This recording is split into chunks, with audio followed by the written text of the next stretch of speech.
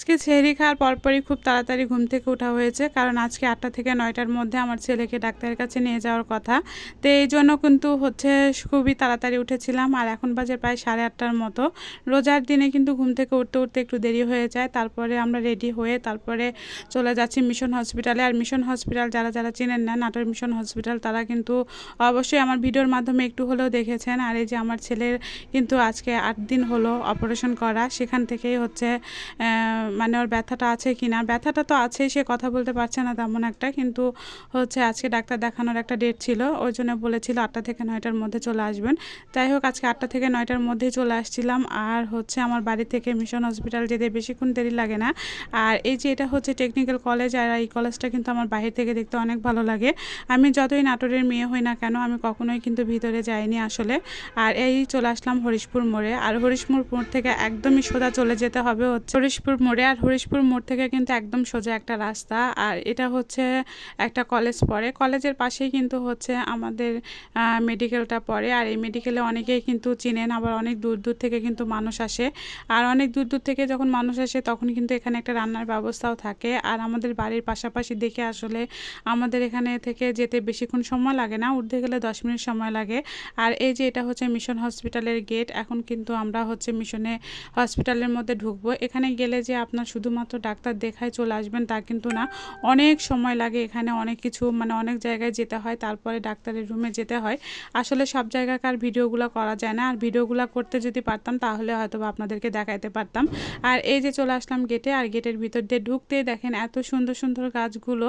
আর এই গাছের ফুলগুলো যে এত সুন্দর, আমার কাছে খুবই ভালো লেগেছে। এর আগেও আমি যখন এসেছিলাম তখন শুধুমাত্র আমি ফুল গাছগুলোই দেখতে থাকি। আর এই ফুলের গন্ধটা তেমন একটা ছিল না, কিন্তু ফুলগুলো দেখতে অনেক সুন্দর ছিল, আমার কাছে অনেক সুন্দর লাগে। জানি না ফুলের নাম কি। আর আমাদের সাথে যারা যারা অপারেশন করেছিল ওই মঙ্গলবারে, মানে আরও 1 সপ্তাহ আগে যে মঙ্গলবারে অপারেশন করেছিল, তারা অনেক সকাল সকাল এসেছে। আর এই যে বাচ্চা দেখছেন, এই বাচ্চাও কিন্তু আমার ছেলের সাথে অপারেশন করেছে। তারা এত তাড়াতাড়ি চলে আসছিল, কারণ ওরা অনেক দূর দূর থেকে আসছে। আর আমরা এই যে আমাদের কাছাকাছি, তো এই জন্য আসলে আমরা একটু দেরি করে আসছি। যাই হোক, যে দেরি হলেও সমস্যা নাই।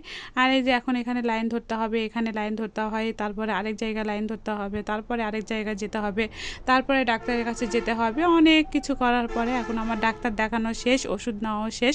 এখন চলে যাব বাড়ি যাওয়ার পালা। আর বাড়ি যাওয়ার পালার সময় কিন্তু আমি কিছুটা ছবি তুলেছিলাম, মানে যে ফুলগুলো কিন্তু আমার ভালো লাগে, এই ফুলগুলোর পাশাপাশি কিন্তু আমি ছবি তুলেছিলাম, আপনাদেরকে দেখিয়েছিলাম। এখানে কিন্তু প্রচুর গোলাপ ফুল ছিল।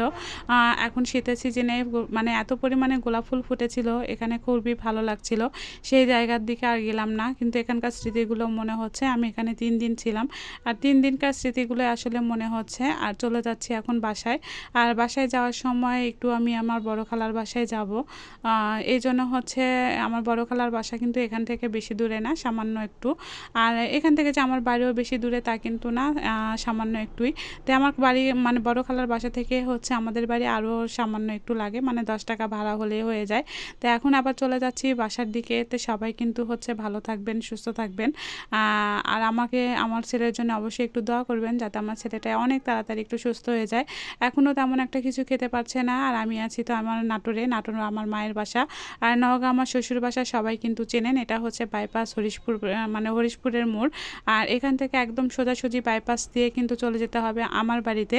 আর বাইপাসের সাথে কিন্তু আমাদের বাড়ি। যারা যারা চিনেন না তারা কিন্তু অবশ্যই চিনে যাবেন। যারা পিটাই স্কুল চিনেন, নাটোর পিটাই স্কুল, মানে পিটিআই স্কুল, আর পিটাই স্কুলের সাথেই কিন্তু আমাদের বাসা। আর এটা হরিশপুর মোড় থেকে এখন সোজা চলে যাব বাসায়। সবাই ভালো থাকবেন, সুস্থ থাকবেন, আল্লাহ হাফেজ।